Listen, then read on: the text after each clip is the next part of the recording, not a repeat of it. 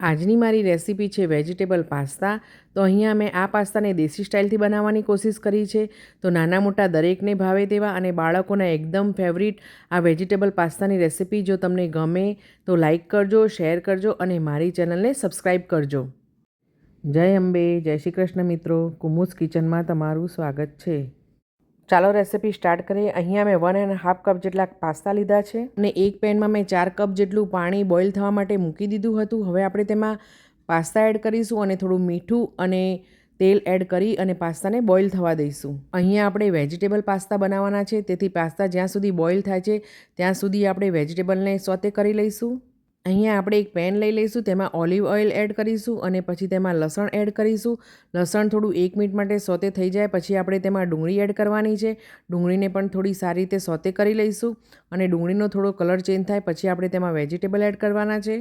અહીંયા પાસ્તા તમે મનગમતા શેપના લઈ શકો છો. અહીંયા મેં પેને પાસ્તાનો યુઝ કર્યો છે. ડુંગળી બરાબર સોતે થઈ ગઈ છે. હવે આપણે તેમાં વેજીટેબલ એડ કરીશું. તો અહીંયા મેં ગાજર, બ્રોકલી, કેપ્સિકમ, ટમેટો અને અડધો કપ જેટલા કોર્નને મેં બોઇલ કરીને લીધેલા છે, તે આપણે એડ કરી દઈશું. અહીંયા વેજીટેબલ તમને જે મનપસંદ હોય એ અથવા તો ઘરમાં જે અવેલેબલ હોય તે તમે એડ કરી શકો છો. બધા વેજીટેબલને આપણે મિક્સ કરી લઈશું અને તેને હાઈ ફ્લેમ ઉપર જ સોતે થવા દઈશું અને હાઈ ફ્લેમ ઉપર જ આપણે 1 થી 2 મિનિટ માટે તેને કવર કરીને મૂકી દઈશું. અહીંયા વેજીટેબલને આપણે ફક્ત 2 મિનિટ માટે જ ઢાંકીને કૂક થવા દેવાના છે અને તેમને પૂરા કૂક નથી થવા દેવાના. અહીંયા તેનો ક્રન્ચી ટેસ્ટ પાસ્તામાં એકદમ સરસ લાગશે. અહીંયા વેજીટેબલમાં આપણે થોડા મસાલા એડ કરીશું. તો અહીંયા મેં chilli flakes, black paper powder અને ઓરેગાનો એડ કર્યા છે. હવે આપણે તેમાં પાસ્તા સોસ અને ચીલી સોસ પણ એડ કરીશું.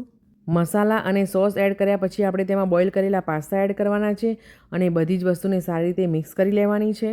અહીંયા આપણે પાસ્તા બોઇલ કરતી વખતે પણ મીઠું નાખ્યું હતું અને સોસમાં પણ મીઠું આવતું હોય છે અને આપણે ચીઝ પણ એડ કરવાની છે.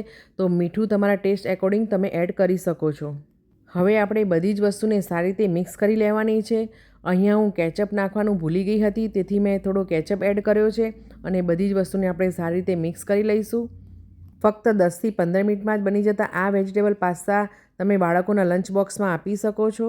ફ્રેન્ડ્સ, અહીંયા તમને યાદ કરાવી દઉં કે તમે જો મારી ચેનલને સબસ્ક્રાઈબ ન કરી હોય તો સબસ્ક્રાઈબ કરી દેજો અને મને ફેસબુક અને ઇન્સ્ટાગ્રામના પેજ ઉપર જરૂરથી ફોલો કરજો. બાળકોના આ ફેવરિટ વેજીટેબલ પાસ્તાને આપણે ગ્રીન ઓનિયનથી ગાર્નિશ કરીશું અને તેને ગરમ ગરમ જ સર્વ કરીશું.